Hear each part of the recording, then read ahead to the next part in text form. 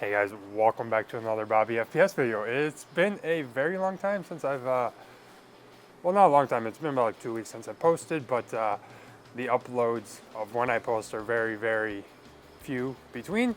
But maybe I'll change that, probably not. But as you can probably tell by the title, we are talking about the Sauer Romeo X. And obviously, if you guys have been around the channel before or have seen when I did make a video on the X5 P226 X5 Legion, you saw that I had the Romeo X. This is the open emitter, and they only did have it in black when I bought it a few months ago. They now have it in FDE and then closed emitter. Personally, right out the gate, this is an open emitter, and I really don't have that much stuff getting inside the lens, or excuse me, into the emitter. So open, closed, that's up for discussion. That's personal preference. Most of my, in fact, all my optics are open emitters, especially on my handguns. So maybe it would make sense to get a closed emitter for like my carry gun, but personally, I still carry the X Macro with a Holosun 407K green optic. So I don't know, I just clean out the lens once in a while, and I have a little tool to kind of get out the little debris that does get in, but I've never had anything cover up the emitter, so it might vary. A few housekeeping things to talk about. I think I like to say this every time. Obviously, I am a dealer, so I didn't pay full price for the Romeo X. That's just one thing I want to make sure you guys know and understand. I did pay for it though, however, with my own money. SIG didn't send it out or anything like that. Just speaking about price, so it's going to be $449 for the open. I haven't looked at prices for the closed emitter, so this is $449 for the black, and it's going to be $469 for FDE.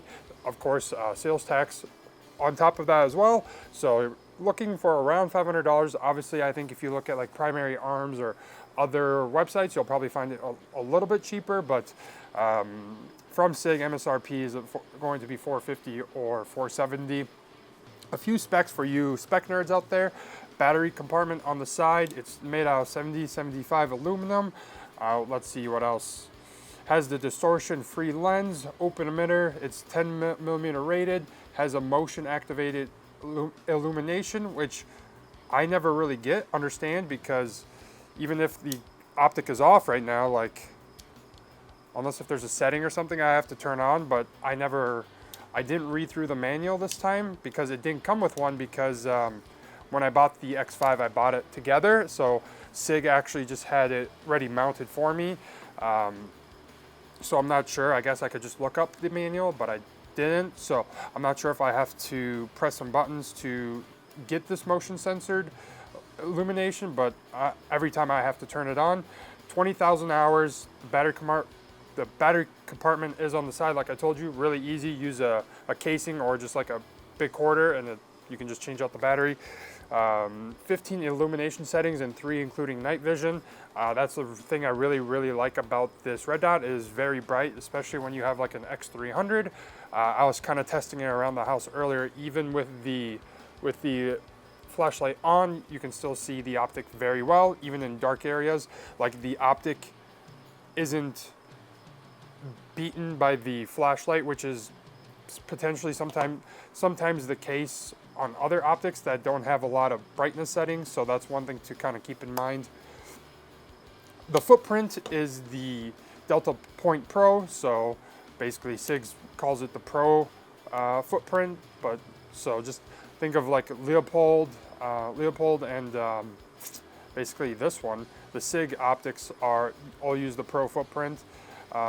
One important thing that I kind of wanted to touch up on is it's assembled in the USA, not made in the USA, I think is what they're trying to say. So they are using parts from China and other parts around the world, but it's assembled here in their warehouse, or at their HQ, I believe, on the East Coast. I forgot exactly where, New Hampshire. So just something to keep in mind. So it's not made in the US, it's assembled in the US. I think that's kind of important. Just like the debate with like the Holosuns, like they're made in the US, but all their parts are China. So it's just one thing to kind of keep in mind. Lens quality, magnification is really nice. I really like the glass. It's very clean, very clear. I would say, well, it does have a little bit of blue tint, and the way I could kind of describe it is if you've ever looked through a Trijicon RMR, it has that blue tint, but I wouldn't say as blue of a tint as the RMR. I would say like 2 shades lighter, if that makes any sense, or colors a good picture for you guys. Like, there is a little bit of a blue tint, but I wouldn't say it's anything close to as like what an RMR has, and I feel like a lot of people have seen or have buddies who have an RMR, so that's just the best way I can describe it. So overall, I really like this optic. I think for the price point, I would not get it for $449. I haven't seen the FDE one, to be honest, in person yet, but it looks like it's more of a coyote, so it's like even a little bit brighter. Kind of like, I assume like an M17 is going to match the M17, M18 handguns, but I haven't seen either of them in person, actually, to be honest, which is kind of disappointing. But I do like the optic. It's very light, works really well, very durable, quite honestly. Like I said, I made this gun review like 6 months ago, and to be fair, it still works very well. I only have one con, and I don't know if this is just the one I have or if it's been for other people as well, but it's lost 0 on me twice. The third time, I've been paying a lot more attention. I marked the windage and elevation up on the top and the side of the optic here to definitely make sure it hasn't walked off. I'm not sure why it keeps losing elevation and windage, but I've had to basically re-zero it twice, starting at 10 yards, so not sure what's going on, but so far it's been holding better since I marked, not holding better, but I've just been keeping a better eye on since I marked it with a marker, and I would honestly recommend doing that on all your optics. It just kind of saves you that headache. Just depending where it moves, you can just kind of make sure the lines line up, and then you just save yourself a lot of time. So I've been keeping an eye out and just make sure it's maintaining 0, so it has been. It also comes with a lifetime warranty from SIG. I haven't really heard a lot of stories about SIG personally, just being as a dealer. It seems like their warranty is pretty good. You know, if they have a problem, they'll just send you a new one, or you send this one and they'll send you a brand new one. So for $450, they better stand behind this product, to be completely honest.